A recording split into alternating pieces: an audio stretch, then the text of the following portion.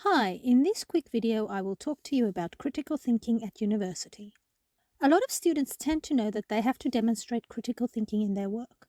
Somewhere, someone has told them that university writers are critical thinkers, but they don't actually necessarily know what critical thinking is or how to do it. They just know that they are supposed to do it. So, critical thinking is this: it is thinking deeply and questioning the evidence you have.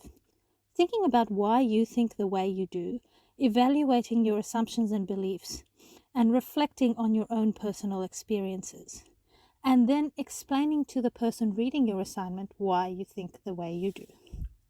The reason why critical thinking is important is because all text is constructed and interpreted through the lens of the person who wrote it, as well as the lens of the person reading it. So, if I'm writing an article, I'm using my previous background, but also my personal experience. It's also influenced by my culture, my religious views, and my political views. All these things together form the way I interpret particular things, and this is embedded in the language that I use and the way I present my information. Now, when you read my article, you are doing the same thing. You are interpreting what I wrote through your background experiences, cultural, religious, and political views, and so forth.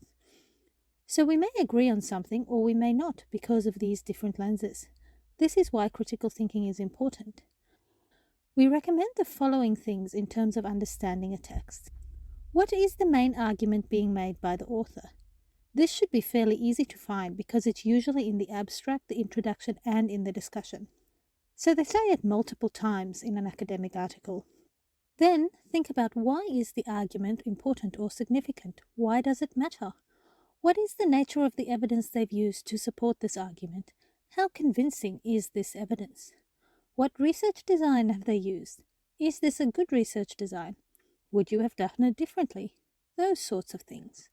So you start by determining the central claims of the text, the central purposes, and then you assess how these claims are made. You also do things like think about the audience of the source, whether there are people with differing viewpoints. You also look at the evidence being used. Does the evidence actually support the claim? If you are looking at, for example, quantitative data or data usually with numbers, have they used appropriate statistics to determine significance?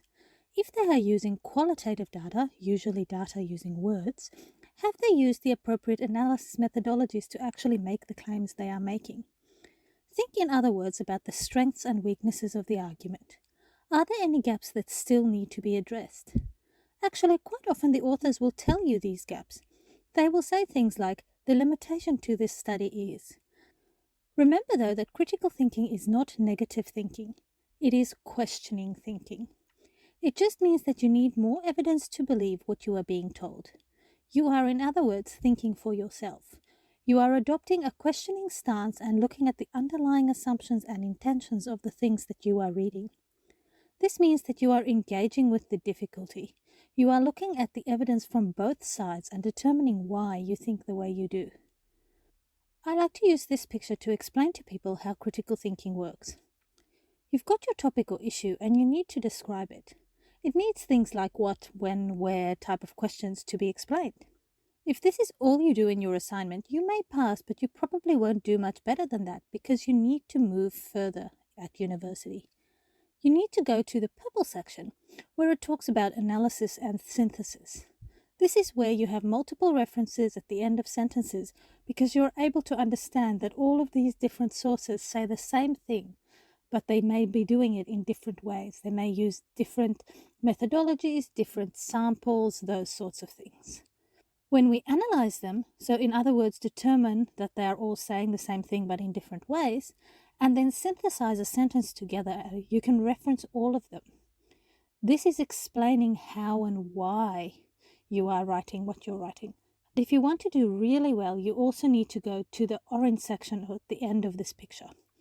You need to explain not just what happened, why and how it happened, but you also need to explain to me why I should care about this particular thing you are talking about. You need to answer the so what question. What are the implications of what you are saying? Do others agree with you? Do they disagree with you? Why should I believe you over someone else? You are explaining to me the so what, and if you do that really well, you will always do well in your assignments.